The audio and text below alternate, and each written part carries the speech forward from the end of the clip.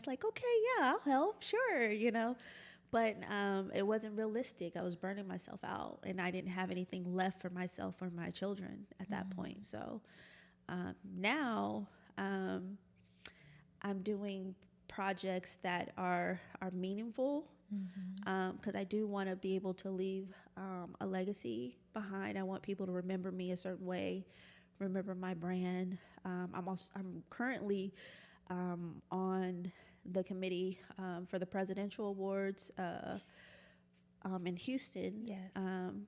Which I will be receiving an award this year. That is so dope. Presidential Lifetime Congratulations. Achievement Yes. Awards. And our producer, I don't know if he has the, you sent us some infographics, so we can put those up on the screen. If he has them pulled up, if not, we'll put them at the end of the show. But no, that's amazing. Congratulations. That's like a real honor. It is. I mean, because this year, during the graduation, it's for a Christian university in Houston. There's going to be a lot of people that will be receiving the awards there. There'll be Fantasia and Baby Bash, Love her. just Tabitha Brown. It's going to be a lot of other majors in the building, and to be able to coordinate the event and the all-white party, I feel honored that they chose me to coordinate it. So Now I'm curious, is this an event that the public can attend, or is it strictly like there's a list? it's a private Okay. event. Now, Because I know people would ask me after the show, like, Yes. how can I get tickets? it's So a we're going to private clarify. event, but there will be an all-white party that is Right. public. The Right. all-white party, you can definitely come and party with some of the graduates and recipients of the award. I know for sure we're supposed to have Baby Bash, and also Latavia from Destiny's Child, the original member. She's going to be there. So it's going to be, quite a bit of people, and I can share that information with you, later. Right. Okay. About that event. But I'm trying to just work on events and do things that, have substance, basically. Right, right. So what is your criteria? What makes the upscale madam say, this is suited for me? Because I know from talking to so many women since this show has started, and even before then, just talking to women, sometimes, especially as Black women, we do feel like we have to kind of overcompensate, and we have to like pacify everyone and, be nice so that we're not perceived a certain way. What do you look at to see whether or not something's going to align with you and your brand? So one of the major things that is my deciding factor if I'm going to work on a project is how much control do I have? Speak on it. What's your sign? I'm a Gemini. Okay. I have to have quite a bit of control, because I Yes. know that if I do, I can control the narrative and the outcome. Right. I have more of a say-so in the people that are involved. And I can also bring a team that actually know what they're doing, and that I don't have to work so hard gaining respect, because they already know how it works. Right. They know you're the boss. Yeah. So that's one of the criterias. The other thing I look for is, does it coincide with my brand? How I want to be perceived, how I want to be received. Like that is important to me. Now that I'm getting older, I just want to be looked at in a more conservative light, if that makes sense. Absolutely, yeah. I did try the club promoting. Recently, I was even asked to help with another celebrity that wanted to come to San Antonio and do a club event. I declined because it doesn't coincide with my brand. Did it feel good when you declined, though? Not in like a mean way, but did you feel like guilty, honestly? Because I'm like, I didn't help. I can't do it, but maybe I can pass you to somebody that can. Right. It was like one of those things, and I just couldn't do it. I couldn't bring myself to do it. Sometimes you have to say no. I literally just made a Facebook post like on the way here because I feel like we all need reminders. And when I need reminders of something myself, I tend to share it publicly. And it was a list of different ways to essentially preserve your peace and your sanity. And one of them was saying, like, I can't do that, but I can refer you to someone who can. Or I don't have time for that. Or, I just don't want to do that.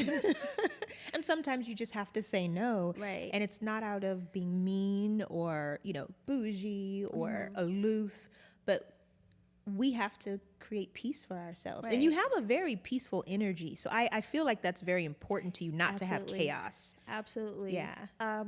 More so now. I went through a lot of trauma in life, and trauma that people have not really seen, because I always put this persona to be, strong and in control. And I remember a couple years back, I was in the midst of doing what I call was the celebrity fashion show, right? And what people don't know is I was homeless. I was homeless for 3 months with my children. And but I had to put myself together and walk into that event like everything was okay. Right. And that was a tough time in my life. And just the struggles of just being, single mother and overcoming things. And I actually, maybe like a year ago, went to counseling. I had there's a site called Counseling for Black Girls, or Therapy for Black Girls. Yes. So I went on there, found a therapist that was local, and it actually helped. Absolutely. It really did. And it was a turning point for me to say, I need help.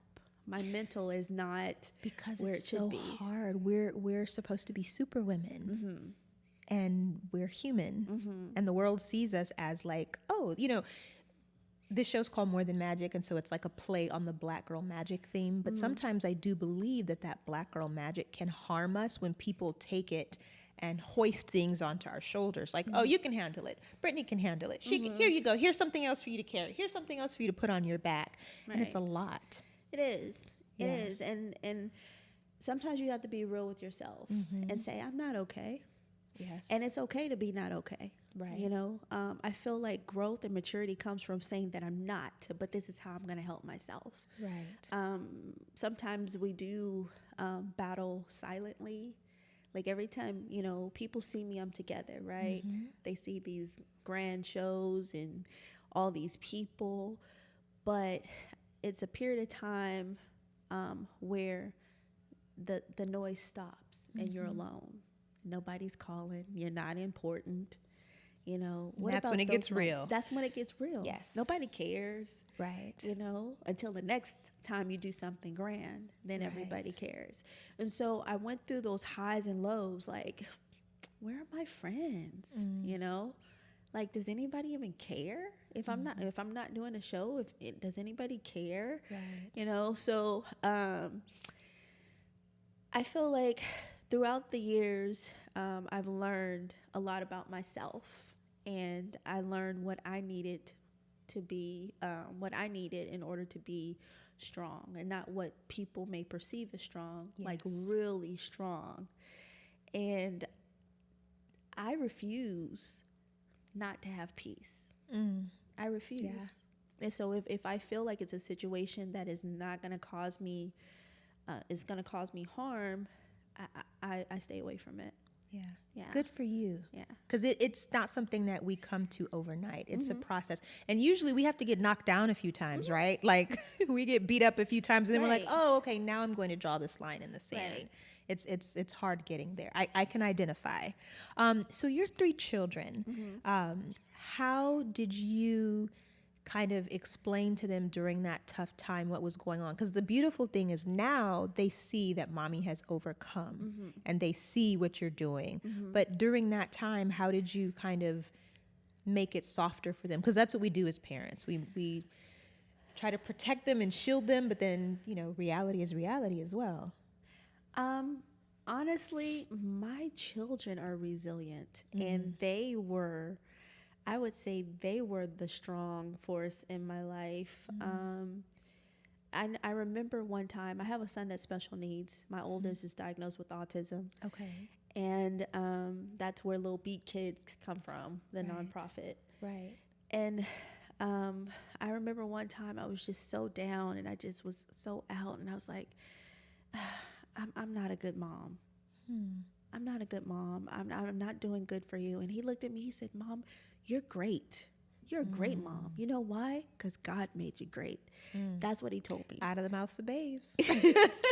They'll get you right every time. So, I mean, you know, I had to pick myself. My kids saw me, you know, at my worst and saw me struggle, but they were always in the midst of all of that. Even when we were homeless, they never complained. Never. We carrying our clothes in trash bags from one hotel to the next because hotels were full and we couldn't get a room in the middle of the night. And they did not ever complain. They didn't. And to this day, my oldest, the one everybody know as Zay, the dancer, homecoming king, senior year. Okay, Zay. Graduating, top 20% of his class, 4.0. Got accepted into Texas State. He's just like excelling, all honors classes, all of that. My daughter, same difference. Graduating, she's going to be graduating the top of her class too. She got a 4.0 GPA, all honor classes. I mean, and it's not me. Right. I think you have something like to do with it, though. I mean, you have something to do with it. Well, you know what? I've always taught them to multitask. You know, they were always around during the shows. I'm like, okay, we got school, but we got you know, practice. So in the car, we're doing homework, but we're going to practice, come back, finish reading. You know, so I taught them how to be. They're multi-talented, but I also taught them to, you know, kind of multitask. And I feel like that's what's helped me. Yes. And that's an important life skill for them too, as they become, you know, I guess they're technically adults, they're graduate, but you know, as they become full grown adults, being able to, because life comes at you fast and sometimes you have to concentrate on more than one thing at a time. Well, congratulations to your babies. That's beautiful. Yeah. And I think it's a testament too, that when children just have love, even if other things are swirling around, you know, that are uncertain or a little perilous, even the love that you have can just, you know, keep the whole family going. Absolutely. We are living better than we've ever lived before. I'm happy for you. Yeah. Yes, I'm all, yes. Yes, they're very comfortable. Yes. But it's just hard work, and I'm teaching them the importance of education. Right. I'm teaching them the importance of having your own, being entrepreneur.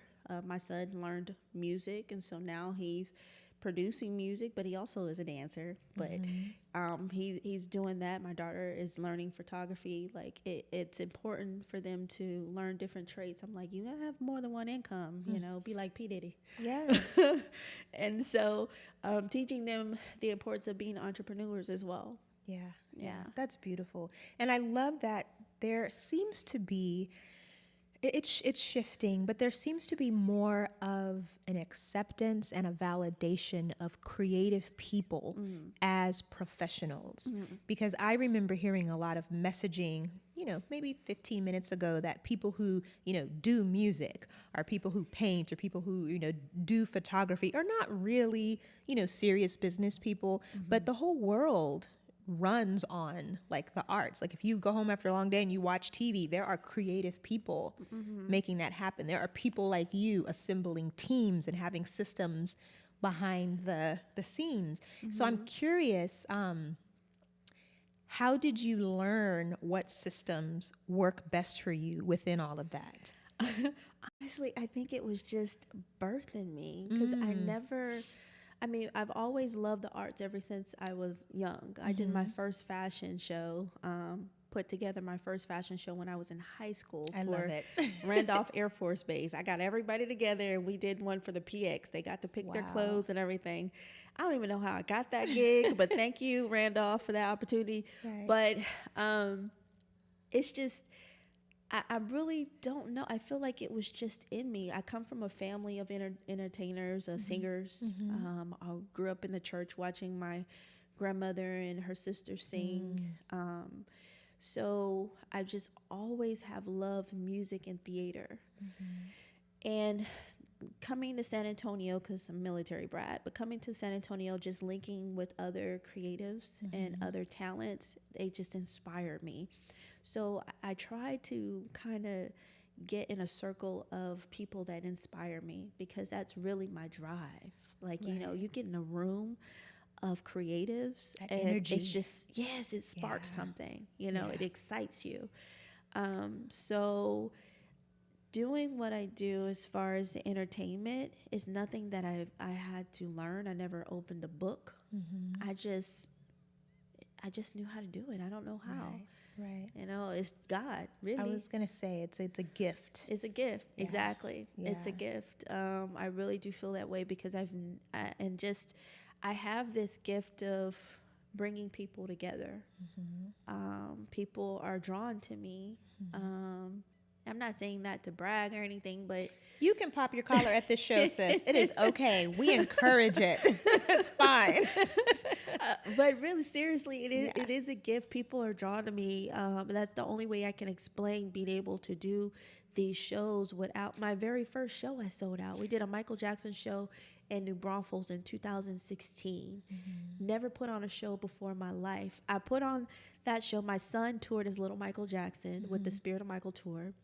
And so he did a couple shows, and then they kind of removed him. And I was like, you know what? Mama we're going to do our own show. There you go. And I'm going to make you the headliner. And that's what I did. I made my son the headliner as Little Michael, and I put him on a billboard for all to see at the theater. And we sold out of that show. The ushers were in the aisles dancing. I love it. That's when I was like, so powerful what you just said. They're not going to allow you to do this, so we're going to make our own. And I know a lot of times in our communities, we're waiting for validation from others. And it does feel nice. But what you said, I literally just got goosebumps, because that is what it takes sometimes, not waiting on others. And I feel like you have done that every step of the way. Like, you want to see something, you create it. So with Upscale Madame, do you say Madame or do you say Madam? Because I have on my family, like, people speak Creole. I'm like, how do you say it? Okay, Madame, okay. yes. So what are some of the other things that you are creating underneath that umbrella, or some of the other projects you're going to be working on? Because I know there's a lot there. Yeah, so I have Upscale Talent Production. That's what the name that everybody knows. That's where we do the shows. I also do talent management. So I do have 3 talents that I do have that's signed to me currently. One is Antonio Vescarando. He is located here, just moved back to San Antonio, and he was actually on Power. He's an actor. Okay. And he also played Keith Sweat in the Breaks movie. Okay. So I manage him. I have another artist out of Houston named Trilex that I'm managing, and also Carol Reed. We're also launching a TV series. Awesome. So we've been in communication with Stars Network, and my silence is working. Let's talk about that. How did you learn how to keep certain things to yourself? Because I know when we create, there's like a natural inclination to want to share with the whole world. Like, I've got this going on, I'm doing this. But you do you move in silence, and then it's just like, boom, here she is.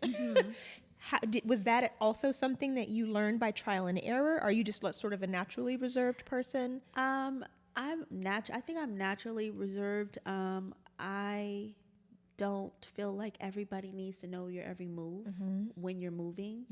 I feel like it's a time and a place where you need to share, but I've learned about protecting your young, protecting your baby, and while things in motion, I don't like tell people, until it's all set.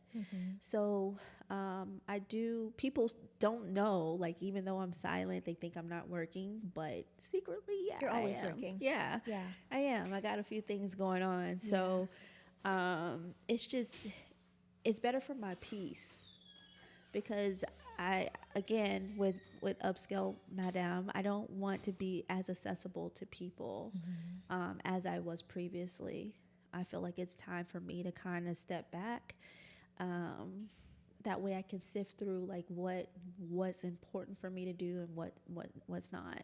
Yeah, it's kind of filtering the noise almost. Yeah, yeah. Absolutely. So you have the fashion show that you're in your fifth year of. That's fifth year, correct? Yeah, Fifth. that's huge. Then you have these 3 talents that you manage. Yes. And then I know that you also are doing, I don't know what to call it, like other events outside of the fashion show. Well, it's the presidential awards. I'm coordinating that. And again, with my talent, I'm doing the TV series Right. that we are working on and meeting. We're like in the writing stages right now. So we have a team of 3 writers. 2 are actually out of San Antonio. 1 is out of Mississippi. So I kind of, and to me, that's taking a break. Right. Like in my mind, I'm taking a break. Right. Because I needed time to kind of regroup and reset.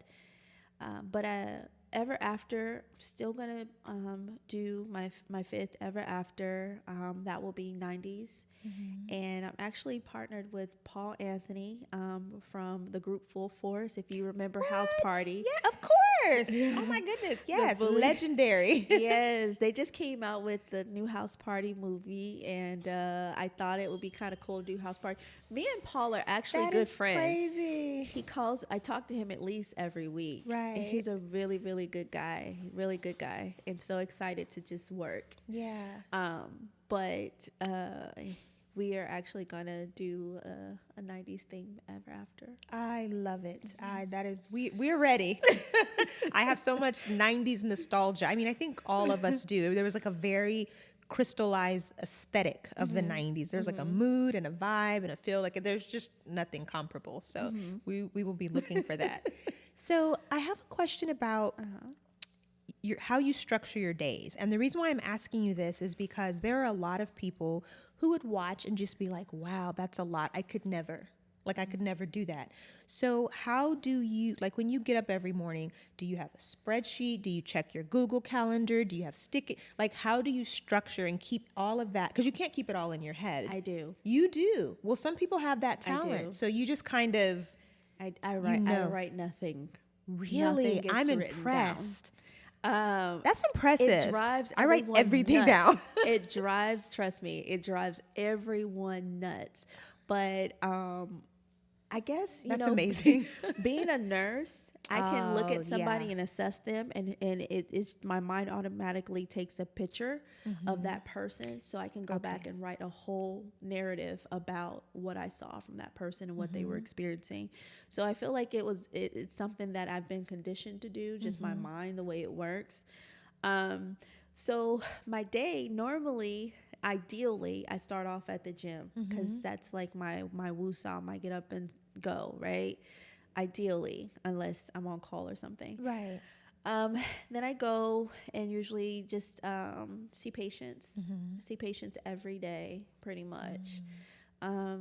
After I see the patients, I'll have a meeting scheduled. Usually I catch up with my talent, check in on them, see what they're doing. But most of my day consists of patients and meetings. Right. Right. Wow. I do have a friend, shout out to Jen Trega, in the industry. He manages all kinds of celebrities. I mean, he is really my plug, like to Genuine, to Tank, to Willie Taylor. Like he works with all these people. So when there is like a celebrity play or something, that's coming to town, to Texas, he'll call me and say, hey, they need a stylist. Can you get, I've seen you put those calls out for makeup artists, stylists. Right. Stylists. And so I'm the director, and I just get a team and we'll take them. I took 20 girls to do a celebrity play, and they had all kinds of people in there. Oh my goodness. Even Christian Keys. Yeah. See, we got to work with him as well. So it's just a really neat environment and neat to be able to bring those opportunities to people that may have never, unless you live in Hollywood or Atlanta. But that's know. powerful that you're able to connect with that part of the industry here in Texas, because we are kind of far removed from the scene, unless you're someone who travels a lot outside of Texas to go be in that. And there are those of us here who do it. But for those people who are not going to have an opportunity to do that, that's very powerful that you're able to give them that, not only exposure for people to know who they are, but for them to have exposure to this world. Like, this is what the mechanics of it look like. It's not just a bunch of fabulous people prancing around. Like, there's work, there's structure, there's systems. So, and from there, that's kind of where working with celebrities, kind of where I learned to do a little bit of PR and working with the radio station. So I do PR for the radio station in Houston. And so, of course, they bring in different celebrities and things like that. And I've become, kind of cool with them. And it's really because they really neat. are normal people at the They end of the day. They really. I was so nervous. I remember I was so nervous to work with Christian Keys. You see him on the Tyler Perry movies, and he's one of the producers for all the Queen's Men, which I love on BET.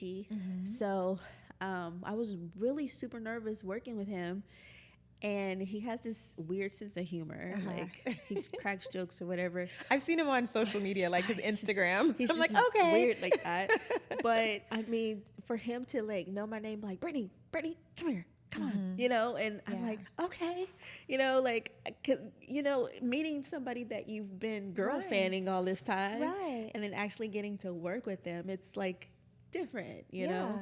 So I've really truly had some really cool experiences working with Pooch Hall. He's funny as heck, hilarious, never a dull moment, but just working with some of these people, I mean, I just really truly been blessed. That's all I can say is blessed. And so now I know how to move. I know how to handle them. I know what the requirements are to be in that world. Yes. Because it is a different world. Absolutely. It has to be. Even going with Genuine's camp, like being around them, it's fast paced. Move.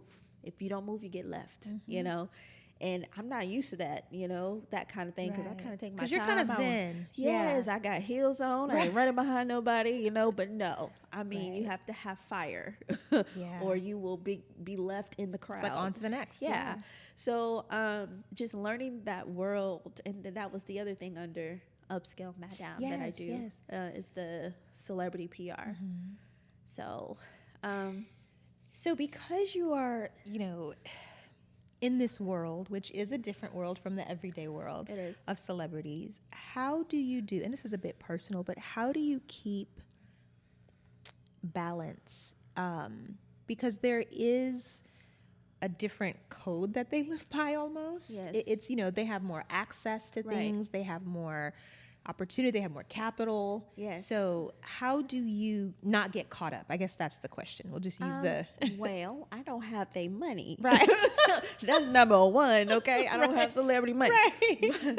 But I mean, being around them, you do get little perks. Yeah, of course. I have a friend that does he does like club promoting and things like that in Houston. So if I have like a group of celebrities or whatever, I know Farrah Franklin, one of the original Destiny Child, came to Houston, and it was her and a couple other people, and I was like, hey, tell the club we're coming through, we need VIP. I mean, they set us up. It was done. Right. They set us up, but they treated me like I was the celebrity too, and that's the perk of it, Right. It was like, oh, she with them?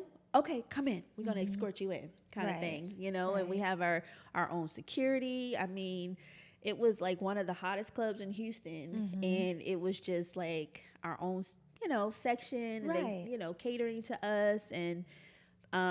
And again, I get those perks too once they find out who I am, right? So that is kind of cool. It's very cool. I mean, it's one of the perks of the job. Yeah, that's kind of cool. But I guess my question is, being that you do get the perks and being that you do have this proximity to people, sometimes, and I know because I see it a lot, it's easy to get caught up in that world where you're not really Kenyatta was here on Thursday, and we were talking about not having to be humble, because I think sometimes humble can be overrated. It's used to kind of keep us lowly and feeling like we can't floss or, be proud of ourselves, but being grounded. I guess that's the question. How do you stay grounded?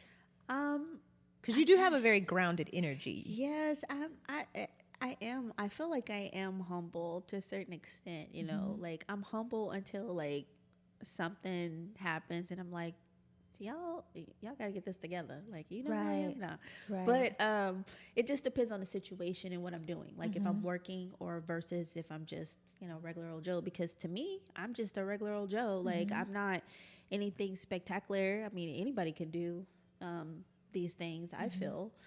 Matter of fact, I coach people to do it. Like there's people is that something you offer like as a program? Yes. Absolutely. I do coaching, especially to my talent. Like it's part of their package, coaching. But like the people that work with me, I coach them. They have went on to do their own shows.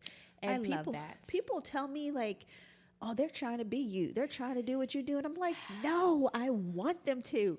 That's the reason why I'm giving them the keys. Absolutely. Make money. Like, I don't feel like anybody can take what I do. So take what's mine. Absolutely. So why I got to hold it to myself? I'm not trying to do that, And I want to talk about that because sometimes when we're in environments, and there are a lot of us, I'm just going to say Black people, we don't always operate from a space of abundance. And so we find ourselves sometimes fighting over opportunities or gatekeeping.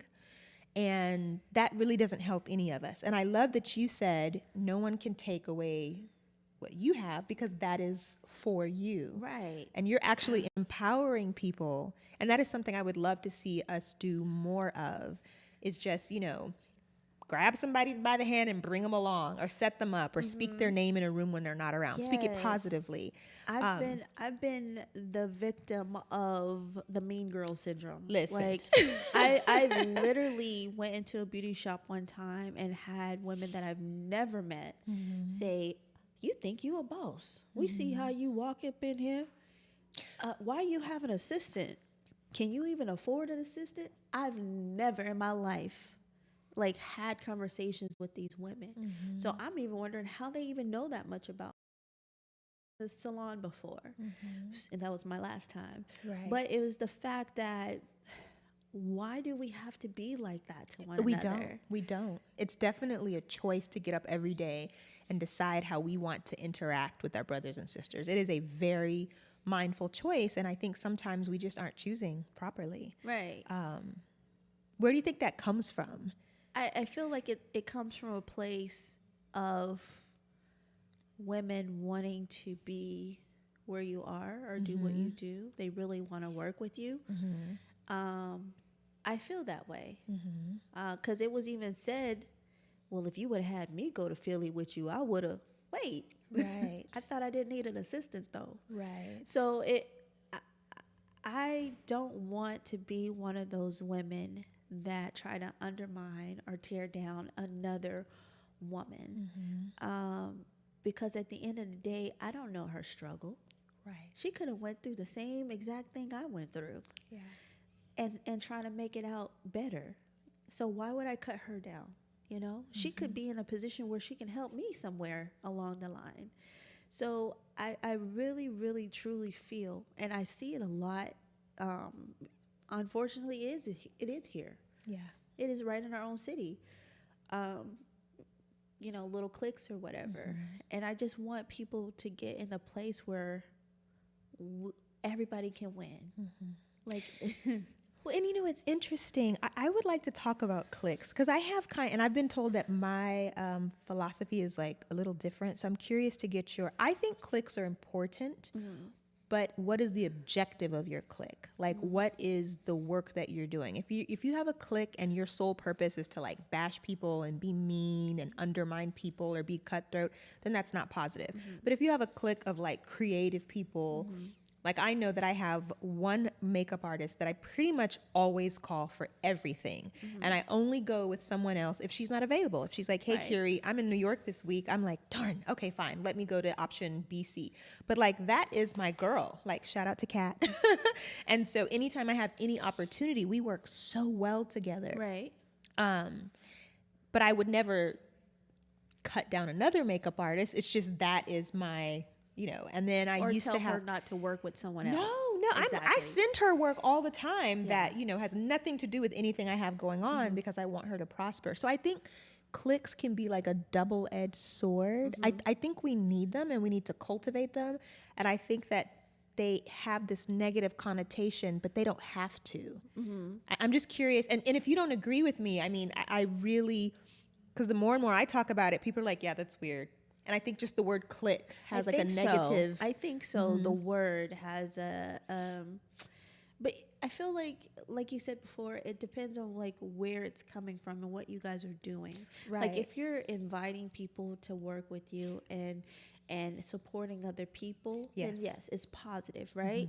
But if it's like, this is who I work with, you can't come and work with us, we don't want to associate with you because you're not a part of what we are and what we do, then that's bad. That's negative. Right? Because at the same time, like, how are you supposed to grow that way? Right.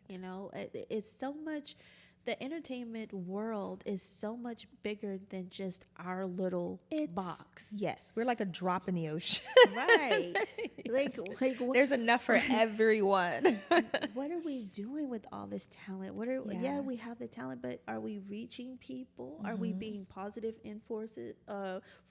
Are we helping other organizations? Like, what are we doing that's better in ourselves and in the world? Are we just here being beautiful and glamorous and just fabulous? Right. I have a question for you. How much do you think your psychology degree plays into the work that you do? Do you feel like that helps you? Maybe so. I never really thought about it. I use it more so dealing with Your mental children? health. Oh, okay. I thought you were going to say your babies. No. Mental health and like Alzheimer's, dementia kind of patients. Yeah, I that use makes it sense. more so there. But I probably do. You're the first person that ever asks, oh, you're so like deep all the time. I try not to get too deep because it'd be like a I'll be 3 hour thinking show. about it. It'd be like a 3 hour show. But, having something that you have, it's very clear with me sitting and talking to you, you have great interpersonal skills. Like, even though you're very chill and calm, you know how to relate to people and talk to people. Like, there's an ease about you. And you were saying earlier, people are drawn to you, and I can see it. I can see why. And I was just curious if you deliberately ever use any of those skills from that psychology degree to kind of Not catalyze things. I don't think so. I feel like it's just me and my demeanor. Like I feel like there's a lot of, there's some negativity around my name out there in the universe somewhere. And people have this persona about this idea how I am, until they actually get to know me and like, that's not what I heard. You're not so bad after all. That's not what I heard.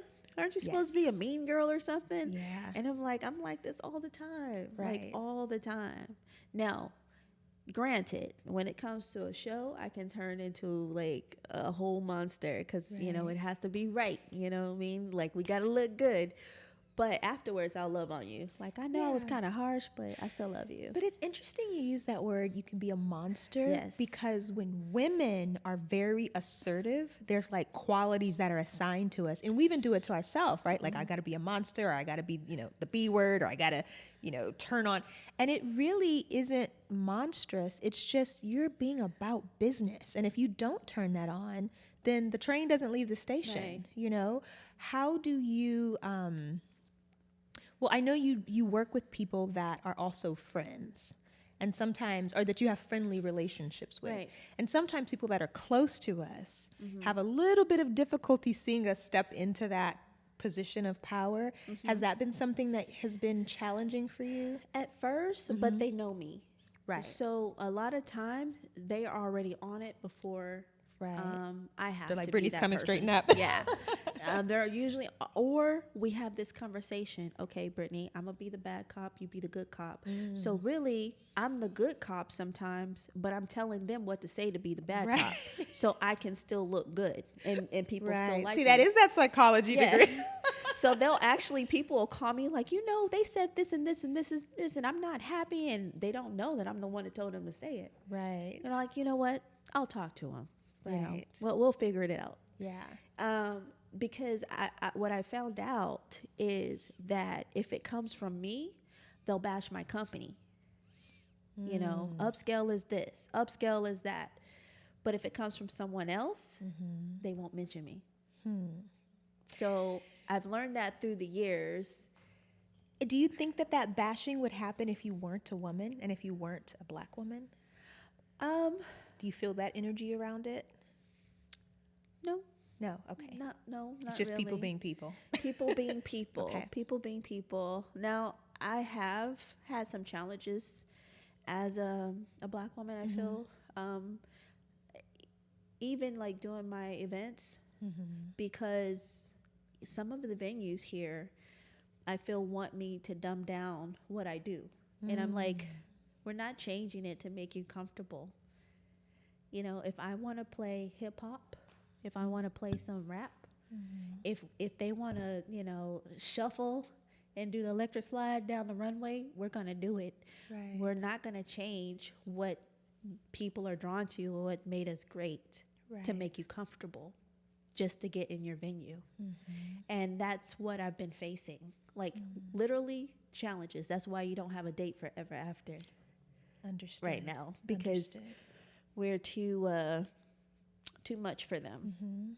But do you find that people automatically want to assign your event like the urban label, and absolutely. That's not what it is? Yeah. I went to and it is very mixed. Matter of fact, the majority of the people that buy my seats and tables are Hispanic. But when I went to a particular venue and asked for maybe a partnership, let's partner, let's invite special needs and all these people, and they were like, they wanted to make it a Black thing, and I said, none of your events have ever been that. I never said that. Yeah. I never said that it was an urban event or a Black event. Right. Now, granted, I did create or start Texas Urban Fashion Week. Of course, yes, I I did launch that, which will be in Houston next year. But that's not what this is. Right. So that is a challenge, very much so. But I refuse to change who I am. I don't fit in with any of the cliques, even in the fashion world. I will not.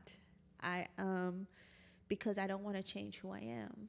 Yeah. I've been in that world. I've been invited into that world. But I feel like I've been kind of shunned away from the world because I won't conform to what is the norm. And let me tell you, from somebody who's literally in my own orbit half the time and don't know what's going on, it's actually a protection that you're not in everything. Yeah. Because then you have so much laser focus on what you're doing. Right. It's beautiful to know a lot of people. It's beautiful to be cordial. Yes. And show up to events when you can. But to have the focus, and you're doing so much, it's probably a protection that you're not in every little circle and clique and that sort of thing. And I don't want to be single to one group. Yeah, because it limits you. Right. I like listening to Megan Thee Stallion. You know what I'm saying? So if I want to play a clean version at my event and shake my shoulders, let me do it. Right. You know what I'm saying? Like, I don't want to be limited to what is acceptable or how they feel I should be. And that is something that is very unique to our culture, because I will say this, and I will be very unapologetic about it. People are threatened by us while simultaneously wanting to be us. It's a very kind of twisted place. And so, they're probably listening to certain music in their home or when they go out to a club or when they go to an event. Like I've been to very stuffy upscale events and let the Yes. right song come on and people are dropping it low and backing it up. And I'm Thank like, you. Thank you. and I'm like, oh my goodness, Thank you. you know, clutching my Yes. imaginary pearls. But if you introduce that into a place, then it's just like, oh, that's a little too much. Bring it down. Yeah. So I want to commend you for saying, I'm not going to change. This is who I am. This is my brand. This is what I do. And you're creating your own. It's a little bit harder that way, unfortunately. It is. It is But hard. you're leaving a legacy, like you said earlier, for your babies. Yes. They can be like, yeah, that's my mama, and she did that, and nobody... But, you know, I've been to, I call it Black Hollywood, like the Image Awards and things like that. Like, I've been in Hollywood and seen, you know, how they do things. And in my mind, I want to bring that here, you know, but my way, you know. So I've had the chance to work with some of the great designers like Alani Taylor. And I just feel like in order to be great, you got to step out the box. You can't do what everybody's smash doing. the box. Yeah, you can't do what everybody's doing. Yeah. You know, and that has always been me. I never wanted to do what people expected me to do. You know, and I feel like that's why I've been so successful. And people have literally asked my colleagues, like, well, what do y'all do over there? Like, how do y'all do it? Right. Just watch. Information is free because, again, what's for me is for me. Right. You know, I never feel like I'm in competition with anybody. Yeah. I'm in competition with myself. Yes. All the time. All the time. Yeah. Because I listened. I go back and I watch videos. I look at old pictures. And, you know, I critique myself. Like, how can I do better? Or what can I do to top what I did? Right. That's why I created Texas Urban Fashion Week. Because I'm like, okay, we got Ever After. Been there, done that. How can I one-up myself? Yeah. Let's go with this. Now, what's going on with Texas Urban Fashion Week as it stands now? I feel I need to move it to Houston. Gotcha. Yeah. I think that's a good decision. I do. Yeah. I think that's a good decision. That's a better market for it. Absolutely. It's definitely a better market. I feel like it'll do better there. I feel like I can get more celebrity attraction. Absolutely. There. Yeah, because they just passed San Antonio by. It's Yeah. that way with a lot. And it's like, you know, San Antonio's kind of down there on the map, but yeah, we're just going to go to Houston and Dallas and maybe Austin. Yes. It is what it is. We're Ever did fine, did well here. But something like Texas Urban, I don't know if they're ready for that here. yeah. And that's okay. You know, you go where you are celebrated. And if moving it to Houston means that you're going to be received in a better space and feel better about what you're literally pouring your heart and soul into and offering to people, I think there's nothing wrong with that. Yes. I had the opportunity. I went to the Essence Festival for the first time last year. First time ever. And I was completely blown away at how organized. It was just like I was in A machine. a whole new world. And I actually got to be with, it was Claudia and Portia Coleman at the event. And just seeing how they move. I watch a lot. I watch people like a sponge, just to see how. Well, yeah, because you don't write anything down. You have to be a sponge. But just to be around them and see how they interact with people and the crowd, and just to see like the little events. Because of course I got to be backstage, right? I got to be in the VIP. That's where you see all the real. Yes. Yeah. And so just to see them in motion, people putting together the event. I actually was like right there with the guy that created the Essence Festival. Wow. And just seeing how he worked the room, it was just like, it's just like a magnetism. Right. Just being in that environment, it just left me just so inspired. Like, I want to do something great. I want to be on that level. I know that's like, No, no, reach, listen, claim but it. You will be. It's coming. I mean, you've been laying the groundwork for years, and I'm still so surprised. I'm like, wait, it's really dawning on me. We haven't met, but I definitely have seen your work. I've watched it. I've shared events you've done in the past. For some reason, I'm never around because I'm gone a lot, but I want to that's applaud amazing. you. I want to applaud you and tell you that I admire you. I think you're doing an amazing job, Thank and you. you are walking in integrity because you're doing it according to your own like moral compass. And so just keep doing what you're doing. I do want to give you an opportunity. Believe it or not, it's been an hour already. I know it Okay. goes by so Wow. fast. So I want to give you an opportunity to tell people where they can find you if they want to follow your work, your events you have coming up, if they want to get in touch with you for coaching, where can they find all things Upscale Madam? Um, yes, so I would say the best way to get in touch with me, because I'm a visual person, is on social media, believe it or not. I do have a 1-800 number, but I feel like the best way to actually get my attention is on Instagram, upscale underscore talent underscore productions. And also on Facebook, you can look me up, Upscale Talent and Productions. The very best way to grab my attention. Okay.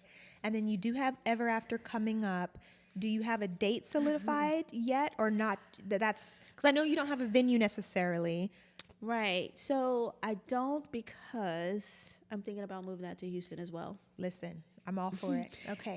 Yeah, I tried it here in San Antonio, and it got to feel right. Right. No, And absolutely. You can't force it. It didn't feel right. I couldn't find what I was looking for, and the reception that I was looking for. So I feel like I need to move it to Houston. Well, when you find out, when you get everything solidified, you let me know. I'll make sure to share it on all my platforms. They're not, huge, but there's a little something in there. And so we'll just be Yeah. cheering you on. Thank you Thank so much you. for making time to come and sit with us today and share. I definitely think that our audience is going to enjoy this, watching this, and we'll learn a lot. So thank Thank you. you. And hopefully I will see you again soon. You will. You Okay. will. All right, everyone. This has been More Than Magic. I encourage you. I was supposed to ask you to do this at the top of the hour, and I forgot. So please take a moment. We get traction. We all know how the algorithms are on social media. So if you just simply press the like button, that would mean the world to us. We can get more people to watch our programming. If you feel so inclined, share it with a friend, a neighbor, send it to somebody in a text message. But, there are powerful conversations happening in this little space. And we all need encouragement. We all need inspiration. We all need motivation. So please like or share or do both, whatever the spirit compels you to do. And we will be on hiatus for the remainder of this month. So I will see everyone in April. All right. Peace. Yay, signing off.